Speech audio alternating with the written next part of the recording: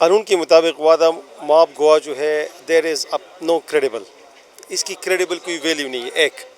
دوسری بات یہ کہ اگر وہ اس کیس میں گواہ ہے تو وہ اتنے دیر تک خاموش کیوں تھا.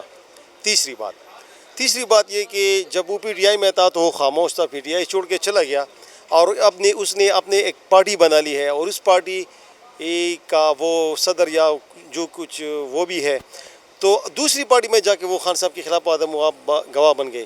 تو یہ صرف اور صرف سیاسی اختلاف کی وجہ سے، اور وہ ایک پپٹ ہے، ایک کھلونا ہے جو دوسرے کے ہاتھوں میں کھیل رہا ہے، اس کو استعمال کرنے کے لیے اس کو بھیجا گیا اور اس کی کوئی کریڈیبل قانون کے مطابق اس کی کوئی ورت نہیں ہے، کوئی بھی ورت نہیں ہے. اصل میں آپ کو پتہ ہے نا کہ جتنی بھی گواہان آپ کسی بھی کیس میں کسی کے خلاف یوز کرنا چاہے تو اس کے لیے ضروری یہ ہے کہ وہ ایٹ ارلی اسٹیج ہو. میں آپ کو ایک مثال دیتا ہوں کہ یہ سائپر کیس جو تھا، اس میں اعظم خان وعدہ معاف گواہ تھے کہ نہیں تھے.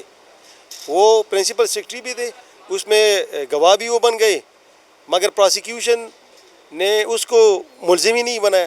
تو جب یہ ایز اے وٹنس آتا ہے کسی کیس میں تو یہ خود ملزم ہی بن جاتا ہے. تو سب سے پہلے پراسیکیوشن کو چاہیے کہ اس کو ملزم تو بنائے نا. وعدہ معاف گواہ تو جب بن جائے جب وہ ایکمپلیس ہو، وہ پہلے ملزم بنے گا، اس کے بعد وہ گواہ بنے گا.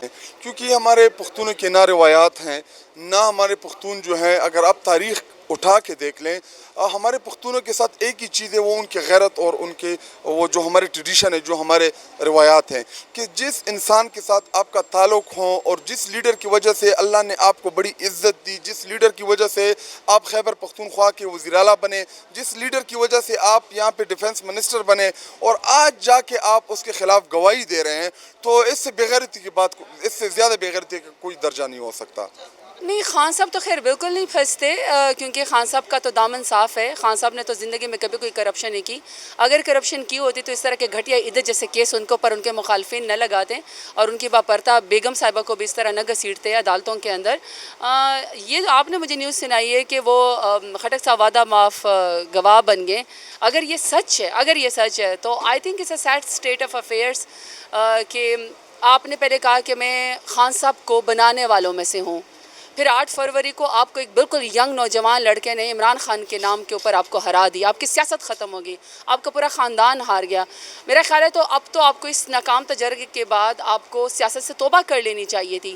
لیکن آپ تاریخ میں ان لوگوں میں آنا چاہتے ہیں جن کا نام غداری میں نہیں لکھا جائے گا، جن کا نام بے وفائی میں لکھا جائے گا، جن کا نام ان لوگوں میں لکھا جائے گا جنہوں نے نقصان پہنچانے کی کوشش کی ہے. تو it's a very sad state of affair. باقی یہ کہ اللہ تعالیٰ نے عمران خان کو اس مقام پہ پہنچا دیا ہے کہ آپ جو مرضی کیچڑ ان کے اوپر اچالے، جو مرضی ان کے خلاف آپ گواہی دیں. سچ تو سچ ہے، اور سچ یہ کی ہے کہ وہ عمران خان ہے اور وہ حق کے اوپر کھڑا ہے.